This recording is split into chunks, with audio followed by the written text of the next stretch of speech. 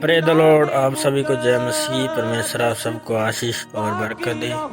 आइए हम इस टेस्टमनी को सुनते हैं, किस तरह इस बहन को परमेश्वर ने चंगाई दी। हालेलुया। आप अपना नाम बताइए, आप कहाँ से हैं, आप क्या करते हैं? मेरा नाम स्टीना है और मैं जलंधर से हूँ। मैं बॉर्न क्रिश्चियन हूँ।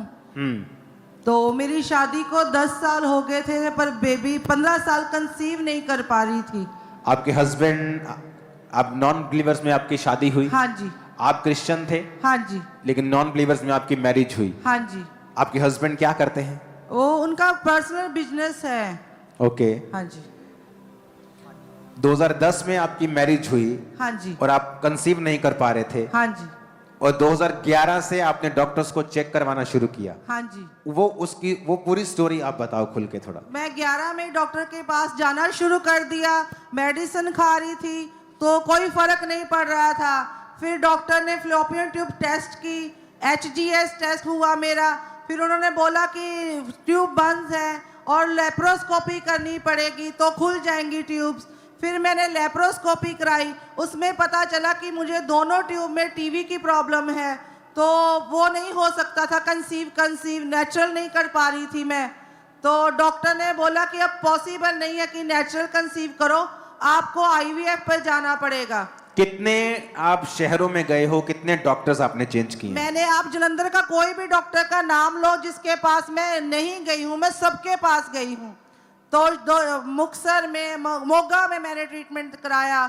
जलंधर का कोई डॉक्टर नहीं छोड़ा मैंने, कोई सरकारी, कोई वैद्य, कोई हकीम, कोई होम्योपैथिक नहीं छोड़ा मैंने।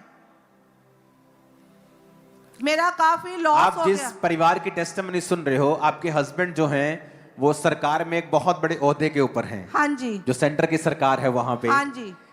आप एक ऐसे परिवार की टेस्टिमनी सुन रहे हो कि आप, लोग बोलते हैं ये तो अनपढ़ लोग हैं, तो गरीब लोगों की गवाही देते हैं। तो ये वो परिवार है जो आज सेंटर सरकार में है, एक बड़े ओहदे, बड़ी पोजीशन के ऊपर है। और 2010 में शादी के बाद 2011 से डॉक्टर्स को जाने के बाद 20-25 डॉक्टर्स, अलग अलग शहर, आपकी फैलोपियन ट्यूब्स ब्लॉक हैं, आपने उसका ऑपरेट जो भी करते हैं वो ट्रीटमेंट करवाया। वो टीबी हुई, 6 मंथ आपका ट्रीटमेंट चला, एग नहीं बने, ब्लॉक हो गई ट्यूब्स, नेचुरली आप कंसीव नहीं कर पा रहे थे। उसके बाद फिर क्या हुआ? उसके बाद फिर मैंने IVF कराया 2015 में, अपने नॉर्थ इंडिया के बेस्ट डॉक्टर से करवाया। तो फिर भी नहीं हुआ कंसीव। फिर मैंने 2021 में IVF करवाया। फिर मैंने एग डोनर से भी लिए, तब भी नहीं हुआ। तो फिर मैं लगातार चर्च के साथ जुड़ी हुई थी। मैं बॉर्न क्रिश्चियन थी, मैं चर्च तो जाती थी पर जीवित चर्च नहीं जाती थी। मैं 2017 से खामरा चर्च के साथ जुड़ी। फिर मैंने लगातार चर्च आना शुरू किया। मेडिसिन छोड़ दी मैंने, कोई मेडिसिन नहीं ली। फिर आप सब कुछ क्योंकि ले चुके थे, आप IVF लास्ट ट्रीटमेंट होता है, आपने वो भी करवा के देख लिया, आपने दूसरों के एग्स लेके भी आपने सब कुछ वो भी करवा के देख लिया, आपने डॉक्टर्स बदले, आपने मेडिसिन खाई, मेडिकल ट्रीटमेंट लिया, आपको लेप्रोस्कोपी जो भी आपको ट्रीटमेंट होता है वो आपने लिया। अब डॉक्टर कहना शुरू हो चुके थे कि कंसीव होना अब इम्पॉसिबल हो चुका है। हाँ जी, 2 बार IVF के बाद फिर बॉडी कंसीव नहीं कर पाती। और आपके हस्बैंड एक ऐसी संस्था के प्रेसिडेंट हैं जो समाज में हो रहे अत्याचारों के गलत कामों पर एक्शन लेते हैं, और वो सेंटर सरकार की ओर से प्रेसिडेंट हैं। और आप बेबी भी गोद लेना चाहते थे, लेकिन कुछ भी आपकी लाइफ में नहीं हो रहा था और टोटल डिप्रेशन में आप जा चुके थे। हाँ जी। और आप दोनों, आपने लिखा, फ्रस्ट्रेट रहते थे। हाँ, एक दूसरे को बुलाते नहीं थे। आप अपने हस्बैंड को बोलते थे कि आप सेकंड मैरिज कर लो, मेरे को बच्चा नहीं हो सकता। टोटल डिप्रेस, हर टाइम रोते रहते थे, डिप्रेस रहते थे। Yes father.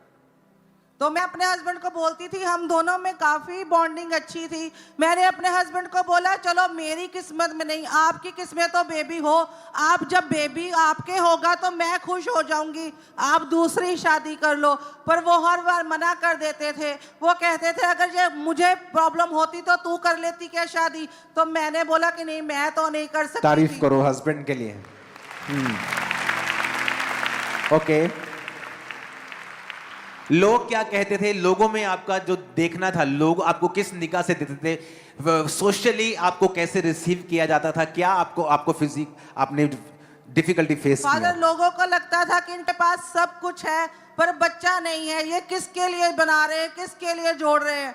जो प्रेग्नेंट लेडी होती थी वो मुझे देख के छिप जाती थी। अपने बेबीज के फंक्शन पर मुझे इनवाइट नहीं करते थे लोग। मेरी मदर इन लोग को बुलाते थे, मुझे नहीं बुलाते थे। तब मुझे काफी हर्ट होता था इस बात से। तो मुझे मेरे फैमिली वाले बोलते थे कि अन्य जगहों पे जाने के लिए, पर मैं नहीं जाती थी। मैंने बोला कि हाँ आपके खुदा देते होंगे, पर जब मुझे चाहिए वो मेरे खुदा से चाहिए। अगर नहीं देगा तो भी नहीं चाहिए मुझे। आपके हस्बैंड बच्चों के कपड़े टॉयज देखकर रोते थे जब वो ऐसे दुकानों से मैं करती थी फादर, मैं अपने हस्बैंड से पूछती थी कि हम कब खरीदेंगे, हम टिफिन कब लेंगे, हम टॉयज कब लेंगे, हम बच्चों के कपड़े कब खरीदेंगे। तो वो बोलते थे तू चर्च जाती है, प्रभु पर विश्वास रख, अपनी रिपोर्टें संभाल के रख, तू गवाही के साथ आएगी।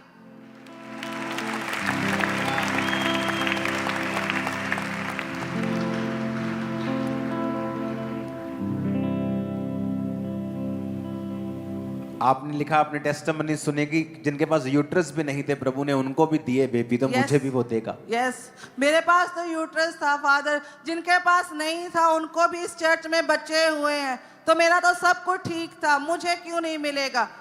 और उसके बाद अपोस्टल इन्होंने लगातार, को बड़ा दिमाग लगाने की भी जरूरत नहीं इस गवाही को सुनने के लिए।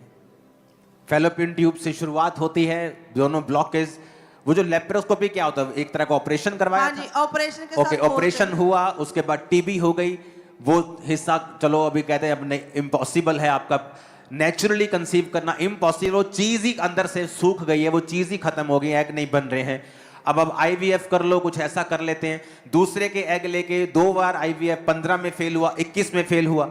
अब ये नहीं कि ट्रीटमेंट हमने मना किया, कभी मैंने IVF मना नहीं किया। अगर परमेश्वर ने एक टेक्नोलॉजी बनाई तो यूज करो, लेकिन वो साबित करेगा कि वो जो चीज हुई है वो मैंने की है।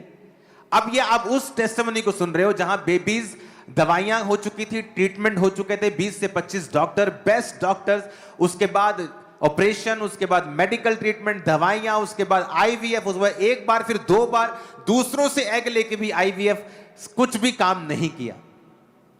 24 नवंबर 2024 को स्पेशल प्रेयर हुई थी कि जिनके बेबीज नहीं हैं उनके लिए स्पेशल प्रार्थना हुई। इन्होंने उस प्रार्थना को रिसीव किया। उसके बाद क्या हुआ आप बताओ? क्या आपकी बॉडी में कुछ चेंज हुआ? कैसे मालूम हुआ आपको? फादर, मुझे फीवर हुआ था तो मैं चेकअप के लिए गई, तो 11 दिन बाद मेरी रिपोर्ट पॉजिटिव आई। 5 दिसंबर को मैं प्रेग्नेंट थी। हर ओह जीसस, अपोस्टल ये 14, आपको आपने लिखा यकीन नहीं हो रहा था आपको? नहीं, मुझे हम दोनों को नहीं यकीन हो रहा था फादर। जब मैं आपको बुखार हुआ, आपको वैसे ही चली गई कि मुझे बुखार है, दवाई लेने गई थी आप? हाँ जी। पर आपको प्रेगनेंसी टेस्ट कैसे कर दिया वो बुखार? उन्होंने कहा कि आपके सिम्टम लग रहे हैं, हमें आप टेस्ट कर लो एक बार। आपके प्रेगनेंसी वाले सिम्टम लग रहे हैं, आप टेस्ट करो। हाँ जी। आपको यकीन था कि ये पॉजिटिव आएगा? नहीं फादर, मुझे तो मैंने आस छोड़ दी थी। मैंने कहा अब जितनी बची कितनी है, बार आपने प्रेगनेंसी टेस्ट किया लाइफ फादर में? आप हिसाब ला लो, 15 साल में हर साल में 12 महीने होते हैं। हर महीने में मैंने आस रखी। हर महीने टेस्ट करते थे? टेस्ट नहीं करती थी, आस रखती आस थी। रखते? हाँ, खुदा देगा, पर नहीं हुआ कुछ भी। 14 साल? हाँ जी।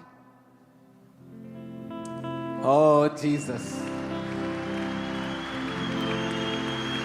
अच्छा, जब आपके टेस्ट पॉजिटिव हुआ, आपके हस्बैंड, आपका क्या रिएक्शन था वो मैं बताओ खुल के मेरे। हम दोनों को यकीन नहीं हो रहा था। मैंने अपने हस्बैंड को बताया, वो बाद में आए हॉस्पिटल मुझसे मिलने, तो पूछा क्या हुआ, तो मैंने बोला कि टेस्ट किया था तो रिपोर्ट पॉजिटिव आई है।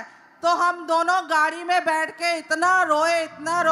मेरे हस्बैंड ने मुझसे कहा आज मैं जिंदा हो गया, मैं जींदिया च हो गया स्टीना। मुझे विश्वास नहीं है। पंजाबी च क्या की क्या उन्होंने? मैं जींदिया च हो गया आज।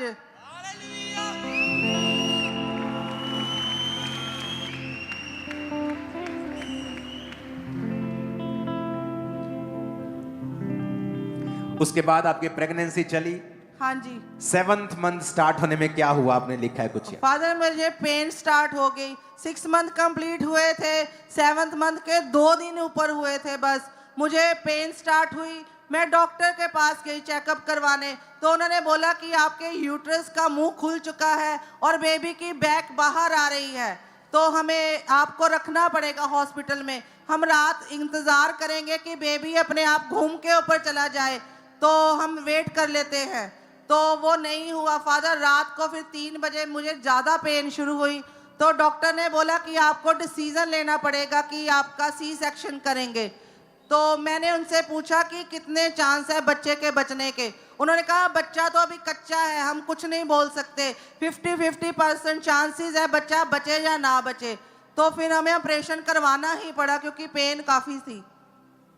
फिर बच्चा हुआ तो उसका वेट काफ़ी कम था। कितना वेट था उसका? 700 ग्राम। आप सोचते हैं ना, अंदर जो हालत होती है उस औरत की जो इतने ट्रीटमेंट ले चुकी है, अब उसके अंदर नेचुरली पॉसिबल नहीं है बेबी जाना, लेकिन परमेश्वर की आत्मा ने उसे डाल दिया है और शैतान अभी भी उससे फाइट कर रहा है। ये टेस्टिमनी कितनी बार हम सुन चुके हैं अलग अलग सिस्टर्स की। हाथ खड़ा करो जिनको मालूम है ये बात कि परमेश्वर ने जो दिया, शैतान अभी भी फाइट कर रहा है कि तेरे को दे तो दिया परमेश्वर ने, लेकिन मैं तुझे छोड़ूंगा नहीं। 700 ग्राम्स एक चिकन का भार होता है इतना, एक डॉगी के बच्चे का भार होता है, उससे भी कम होता है, ज्यादा होता होगा। उसको देख, वो देखो स्क्रीन पे आ गया वो। और डॉक्टर ने कहा था इसके लंग्स डेवलप नहीं है, हाँ जी, और इसके और प्लेटलेट्स इंजेक्शंस भी लगते रहे इसको। हाँ जी। सांस नहीं आती थी, हाँ जी। बॉडी भी इसकी डेवलप में थी, शरीर भी, स्किन भी लाल थी। हाँ जी। लेकिन आप प्रेयर करते रहे, यस। प्रेयर टावर से प्रेयर करते रहे, Yes. रिकवरी स्टार्ट हुई, Yes. सांस आने लगी। हाँ जी। और आपने लिखा डॉक्टर शॉक्ड थे कि बच्चा हाँ बच जी। कैसे गया। हाँ जी फादर। ओ जीसस। हालेलुया।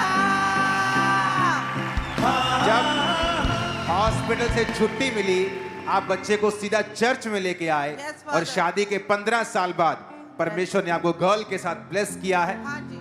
और जितनी आपकी फाइनेंशियल, आपके 20 लाख रुपए लगा था, हाँ जी, Father. गाड़ी बिक गई थी, हाँ जी। घर सब हो गया था, हाँ जी। अब आपका फाइनेंस रिस्टोर हुआ है। हाँ जी, क्या Father. क्या है आपके पास? हमारे पास 3 गाड़ियों के साथ परमेश्वर ने ब्लेस किया, 2 घरों के साथ ब्लेस किया, अब नया घर और लेने जा रहे हैं फादर। ओ जीसस।